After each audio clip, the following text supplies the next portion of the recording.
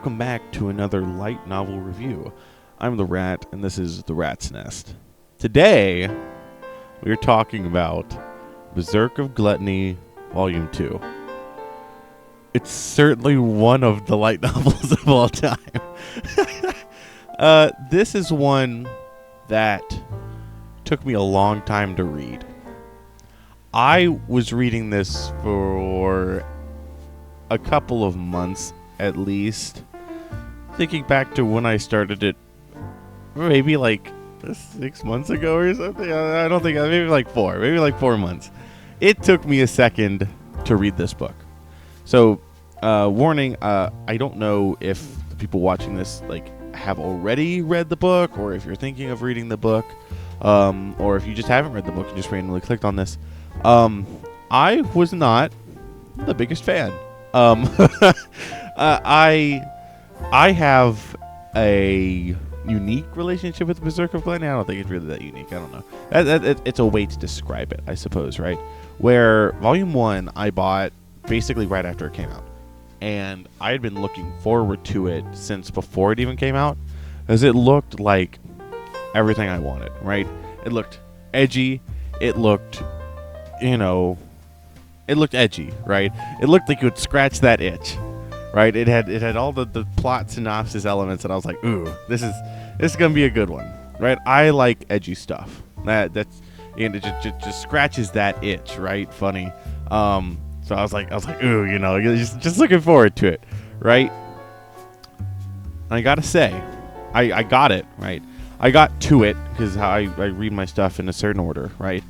I got to it, and I read it all in one night. I read it in like 3 hours, man. I don't know. I picked it up, read it, put it down, right? And this was about a year and a half ago, I think. Maybe a little bit less, but roughly a year and a half ago was when I read Volume 1. And I gotta say, it disappointed me. Because, I like the edgy stuff, right? That's my bread and butter, kinda, right? I could eat it all day. I could eat it for breakfast, right? It didn't scratch that itch, right? It wasn't written well. I wasn't going in expecting the top tier characters and whatnot, but the writing itself, and it was all kind of scatterbrained, and some of that could be the translation, but I don't think that translation holds stuff back that much. I just wasn't a huge fan of Volume 1, right? It's in that element, so I was like, okay, right? I was like, okay, he's got the gluttony. I'm like, okay, 7 deadly sins, right? Okay, right? He's got the cool talking sword, right? Okay, I got you. I'm following you. He's got the love interest, right? Okay, I'm following you. He's got the edgy secret hidden power. Okay, right? You got all the pieces there. You're just not utilizing them too well. So, after Volume 1, I was like, okay, right? Bit disappointed. It wasn't a great book. Still gonna get Volume 2. So I bought Volume 2 whenever that came out, right? And it has been sitting forever. I don't know how many volumes. They're probably on 7 or 8 now. I've not bought any more because I've just been backed up. I haven't been reading as much. And so I've just been backed up. And so I finally got to Volume 2, right? I gotta say, not a huge fan of it. Oh, man. It's disappointing, I think, because I thought this series had a lot of potential to really kind of scratch that edginess itch for me. I was never expecting the world from it. Oh, the funny JoJo's, but that's so stupid. I expected more. Volume 2 had a lot of things going on. It was basically a new thing every chapter, and I'm just not a huge fan of that. I think the pacing wasn't great. You have the stuff where he goes back home, and that stuff was handled kind of shakily, I think. That could typically be a pretty good scene in, the quote-unquote edgy shows, right? That can be a pretty decent scene there. I just don't think it was handled particularly well, because it's okay, they all just died, and then it's going fast. The one guy survived. I think more emphasis should have been put on that. I think you could have done a lot more with it. then what was ultimately done was just a bunch of faceless people used to make fun of him. We never get to really see that, and now they're dead. And okay, right? So I was disappointed by that. You have all this stuff with Mine. She's cool enough, right? I enjoyed, especially getting later into this book, getting to see more of her character. Even at the end, it was a little bit like, whoa, okay, I'm kind of liking her a little bit. Her and Fate, Fate Graphite. Oh my gosh, what a name indeed. But getting to see their relationship grow throughout the book, that was fun. She's a fun little character that I think has a lot of potential moving forward. The rest of the book was just like, okay, so he does that. I think there was something else happening. I can't remember. I started this book like months ago. Going through that, you have the stuff with Aaron in the forest, which I was like, that's okay, right? Like I was relatively happy with that for the most part. I think the pacing was off as always, but I mean, it happens, right? By the end of the book, I really enjoyed Aaron as a character. I think it was cool to have Fate, have like, okay, here's a mentor, gonna teach him some of the ropes, right? That kind of thing. Somebody you can fight alongside with. Mine's more of a partner than really a mentor character. I guess she could work as that. You see Aaron's like, okay, right? He has a cool enough backstory, cool enough little stuff that's going on. It's just too fast.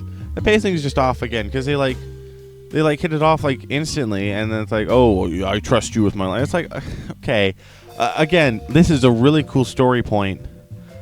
It could be really cool, right? Just like the village, right? Him reuniting with them. It wasn't given enough time to develop. I think that the pacing really is the main problem with this book that I had with it. Because, I mean, like, I enjoyed his section enough, right? He's fighting the Lich, and he's all, saving his family. Okay, right? You can have this be pretty cool, right? I've seen it done before. Say with the village, right? Say you spend more time on it. We get to meet a lot of the people that used to make fun of Fate, and we get to see kind of that. Maybe there are, and I think they were portrayed as so uncharacteristically evil, right? Like there was no redeeming thing with the villagers. What if there are some? Getting to see Fate go back to his thing. What if he had old friends there? We had the one guy who used to bully him come back. He goes to his parents' grave. I mean, you could have people in the village, be that super evil. But you could have people too that's like, oh, I remember you, right? And that kind of thing. And just kind of getting to see him interact with them and seeing the disparity between who he once was and who he is now, that he's, got this new power and fully awakened his gluttony and really his whole personality's changed.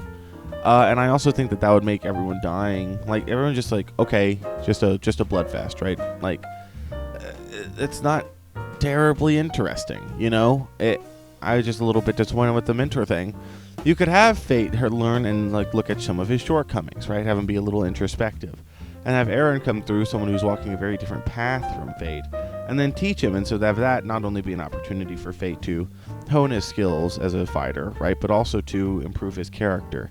I just think that there was a lot of missed potential there. And also just spending more time on Aaron and fleshing him out more and his relationship with Fate, I think would have been cool. Maybe diving into Mine a little bit more here too. Mine got her arc at the end with the little homunculus thing, which I enjoyed. That was my favorite part of the book. Them getting to Galia. I think that's the name of it. Galia. And then them fighting the homunculus. It was cool, right? It was a neat little thing. Cool little fight, getting to see Fate. Oh, he's getting stronger, right? It was cool. I think that it had a good amount of character stuff with Mine.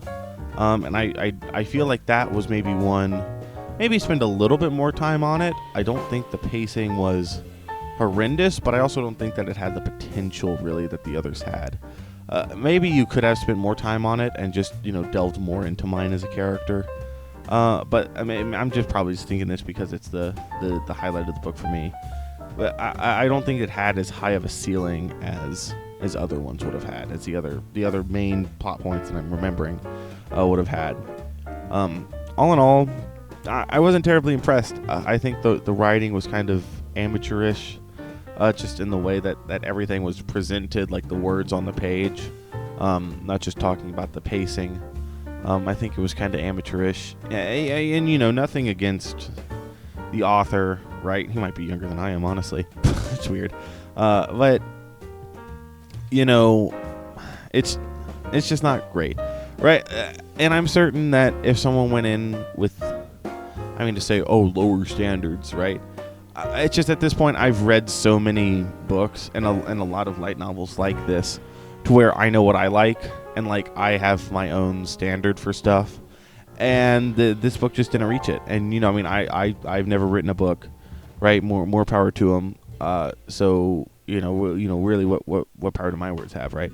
It's just a thing of, personally, I didn't care for it. I don't think that it was a great book. I probably won't be picking up Volume 3. I've got other series that I want to focus on. I'm reading through Reign of the Seven Spellblades right now. I want to catch completely up to that. I want to catch completely up to Mushoku Tensei. I want to catch completely up to Grimgar of Fantasy and Ash. I want to catch completely up to Classroom of the Elite.